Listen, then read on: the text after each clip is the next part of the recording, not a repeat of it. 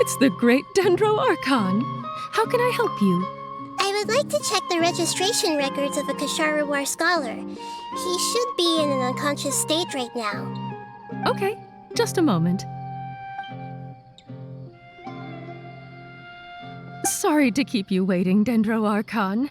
We have confirmed that there's a scholar named Beinuni who's been unconscious for a while. The cause was improper operation of the Akasha. He hasn't regained consciousness yet, and is still receiving treatment at Bimarstan. Huh? Isn't his name Moses? I guess he didn't want to be recognized or bothered by anyone. Please, give the knowledge stored in this to the Matra and ask them to import it into Beinuni's brain. Understood. But for safety reasons, I need to know why. It's simple. This contains his consciousness. It's long been trapped inside of a dream. He's committed an act that affected the safety of Sumeru. After he wakes up, I'll inform the General Mahamatra of all the details. I see. I'll take care of this right away. Thank you, great Dendro Archon. No problem. All right. Everyone should have gathered at a moment of dreams by now. Let's head back.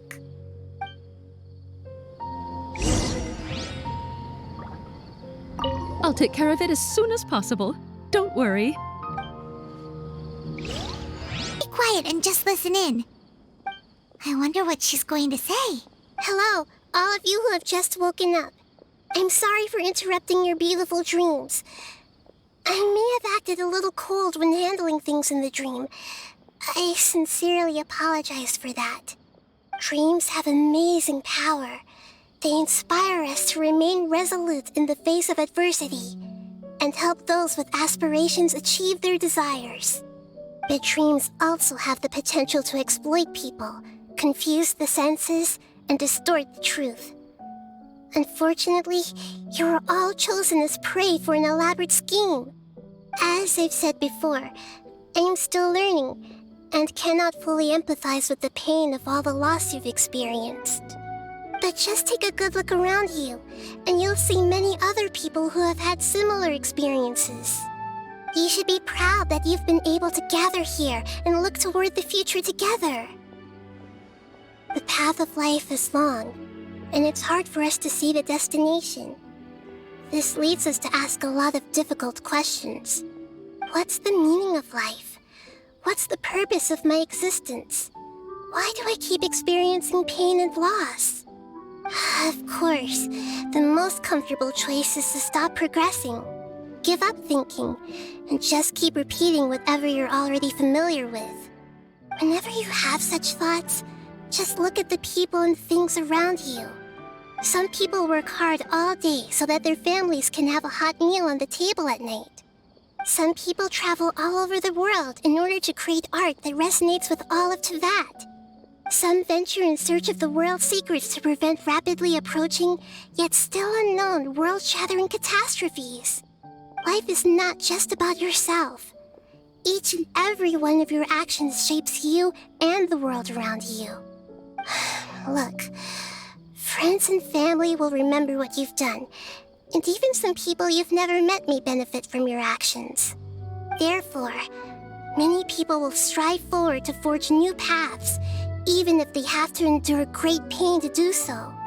Once you begin your journey on that same difficult yet rewarding path, you'll come to know the answers to those big existential questions, yet they will no longer feel as life-defining as they did before. But if you were to believe that life is nothing but an empty, ephemeral dream, then that's also the only thing it'll ever become.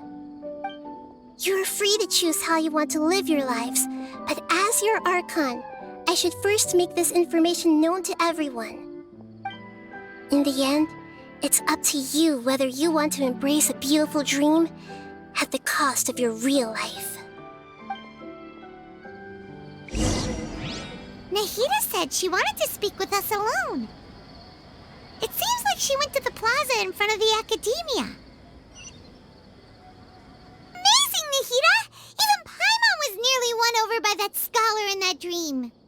Well, he's very good at manipulating the weaknesses of human nature, but perhaps he himself had fallen prisoner to them long ago.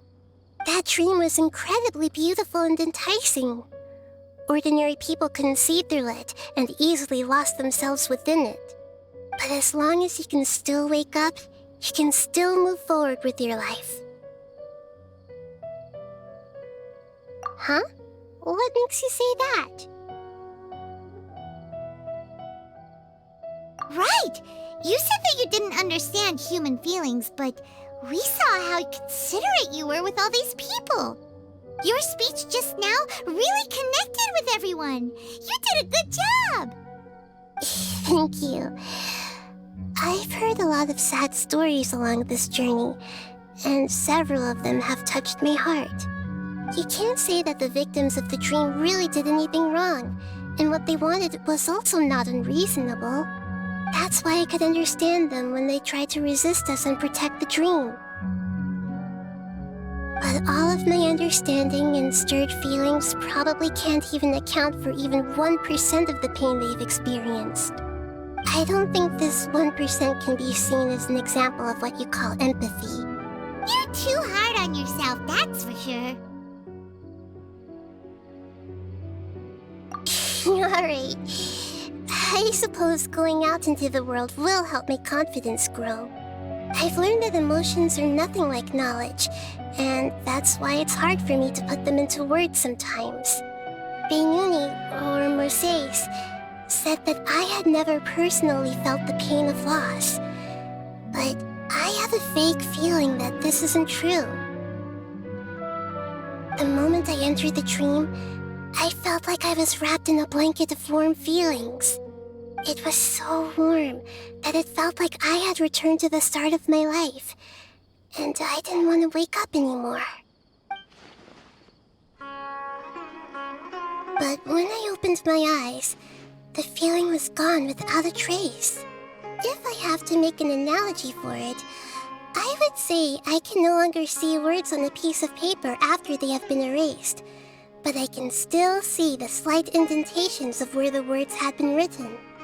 But now that I've experienced this dream, I think I can say with confidence that I won't dwell too much on the meaning of that warmth. It's enough that I can tell I was once supported by that warmth, and its existence has allowed me to get to where I am today.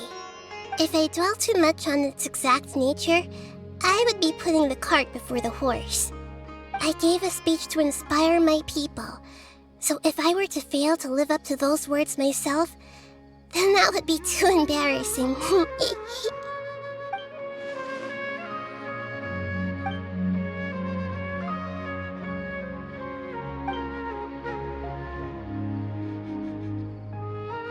what's with that serious look?